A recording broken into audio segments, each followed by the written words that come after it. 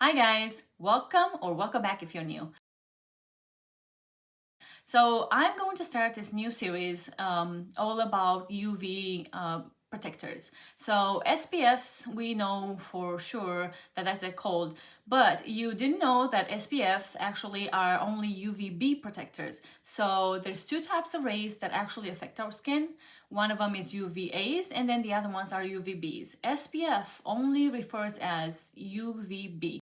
UVBs are responsible for burning. So think B, burns. They are responsible for surface burning.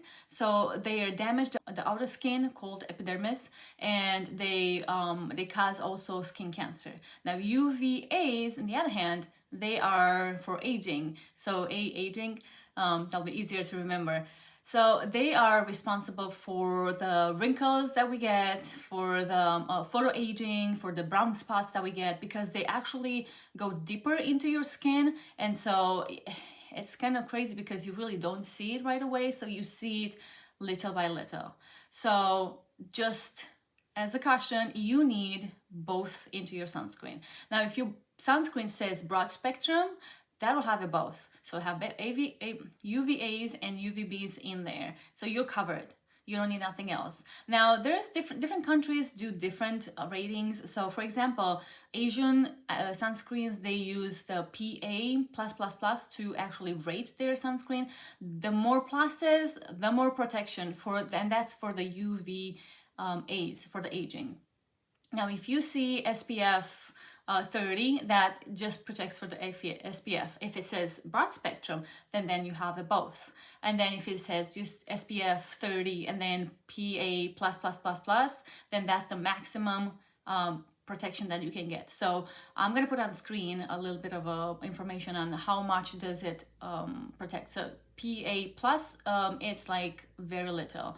PA++ is moderate, PA+++ is high, and then PA+++++, yeah, 4 times, that is high efficiency. So that's the maximum you can actually get. Now, different countries, like I said, do different ratings. So Asians do them differently. Europeans actually do it PPD, which is it's persistent pigment darkening, and that's actually the PA in the Asian. That also matters. So just as a wrap up, you need both UV protection. So for UVA and for UVB. Now, there are 2 types of sunscreens that you can get. And the best one, the best one is the one that you're gonna wear. You knew I was gonna say that, right? It doesn't matter. So we have physical and then we have chemical. You pick the one that works for you, and as long as you wear it, that's really what matters. Now, you may want to pick, depending on your skin type and your skin tone and your whatever that you're concerned with. But as for sensitive types, they actually recommend physical because they actually stay on top of the skin and they reflect the sun rays out. The chemical ones, they actually they get on the skin, but they absorb the UV rays and they actually convert them into heat, and then it disperses out of the skin. I don't know how they do that. I'm not a chemist, I don't know. But what I know is that if you're concerned with sensitivity and if you have like maybe rosacea and such, I would stay away from chemical sunscreens. Now, the good thing is that Asian sunscreens actually came up with a lot of new filters that are much safer and they're much better and they protect a lot better than what our old filters used to do. Regardless, try things on or like ask or do your diligence and see what works for you. Yeah. That's it for the types of SPFs. My skin type is combo. I have an oily T-zone and then I have a dry perimeter of my face. Now, today I'm gonna start with this SPF. It's from Skin1004 and it's called Madagascar Centella Airfit Sun Cream Plus SPF 50 PA++++. Now this is a physical SPF, that's my preferred. I tried the other ones too, but I mainly use these ones, the physical, because I have acne prone skin, and I feel like it works better for my skin type. I purchased some that I'm gonna review later. I haven't tried them yet.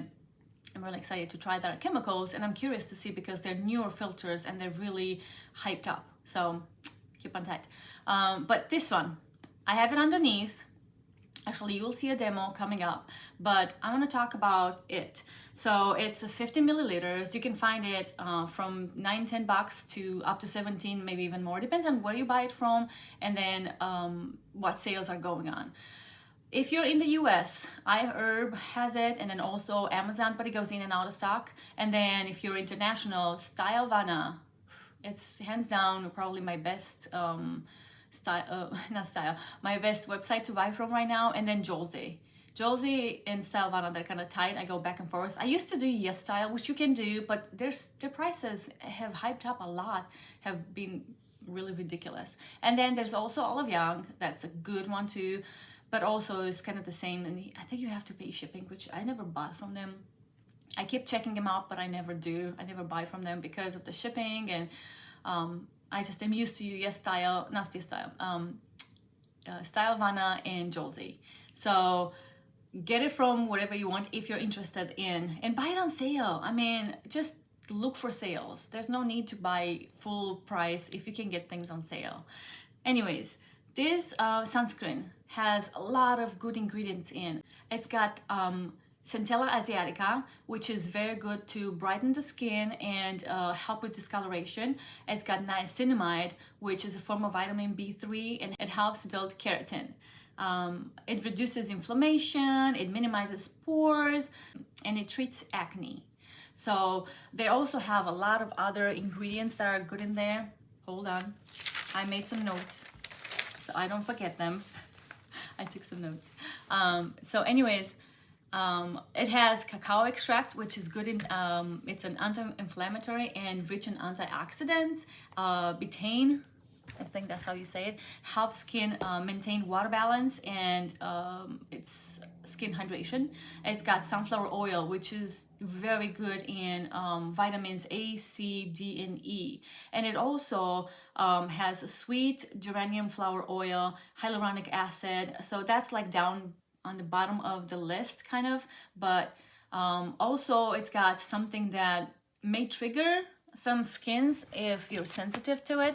So they have a bergamot fruit oil. Now that isn't a lot of skin products, but if you're sensitive, your skin is sensitive, and you suffer from like rosacea and stuff, I don't know if it's gonna do anything. I mean, it's in the lower bottom of the list, of the ingredients list, but I don't know. Now some people are very sensitive to that, some people are not. So I have it on. I have not had any reaction so far.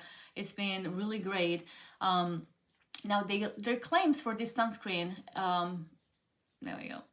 It says that it provides a matte finish, so it dries matte, and it says that it balances skin oils and skin texture. So because of the ingredients that it actually has in there. Now, I don't know how much that's gonna do. I mean, I like that it's in there, of course, because it's a skincare product to me. So after I do my skincare, before I do any makeup, that's what goes on. It's the sunscreen. So it's part of my skincare routine, I guess.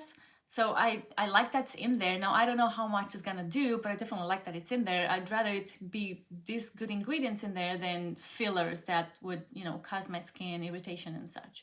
So so far, I really like it. Makeup goes on it really smooth. I have powder on this side and I have foundation on this side. Actually, I use the Kosas concealer as a foundation. That's just what I use. It's not really very pigmented, so it's not like a traditional concealer. Like I say, let's say Tarte. Tarte is really really pigmented, and so I wouldn't use that for my face, but Kosas is good for it. Anyways, back to the sunscreen. Really good sunscreen. Makeup goes in really nicely. It's not peeling, and it's very surprising because a lot of sunscreens will actually peel. depending on what you put underneath and what you put on top. So it played really nice with the powder and the foundation type, and everything sits nicely. It hasn't moved. There's still a radiance to my skin. I don't have any highlighter on the middle of my face. I only have it on the top points of my cheeks, a little bit here on my and on my lip, cupid's bow. But other than that, what you see, it's actually from the skincare that I had, and then also from the sunscreen, because this is a powder and it's not radiant, and then this is a foundation which is not very radiant either, and I set it actually with powder. So I mean, you be the judge. I think it does really good. I really like it. So I'll see if maybe with wear I see any like improvement in like some brown spots or like my acne spots or anything. Up until then, I don't know. That's all I can tell you.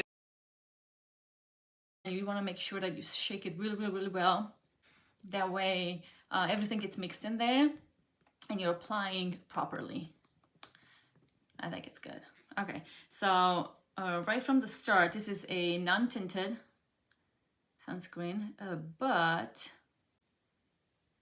it's got like a little hue, almost like gray, green.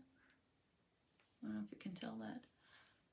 But anyways, you're supposed to use 1/4 per on your skin, on your face, and then another quarter on your neck if you're using the same one. So if you're gonna do it all, a half. It seems like it's quite tinted actually. It leaves a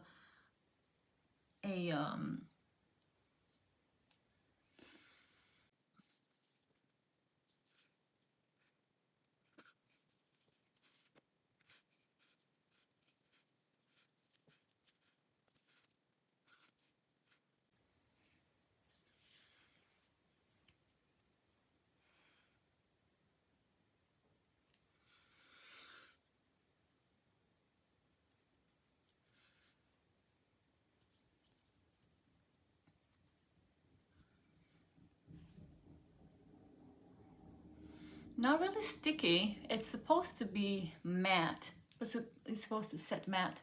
It's really not sticky, very little, but I'm going to let it sit, and then I will come back and I will put some makeup on and see how it actually looks with makeup, because even though they look good on their own, with makeup sometimes they can just make them wear really awful and peel and all that. So I'll see you soon.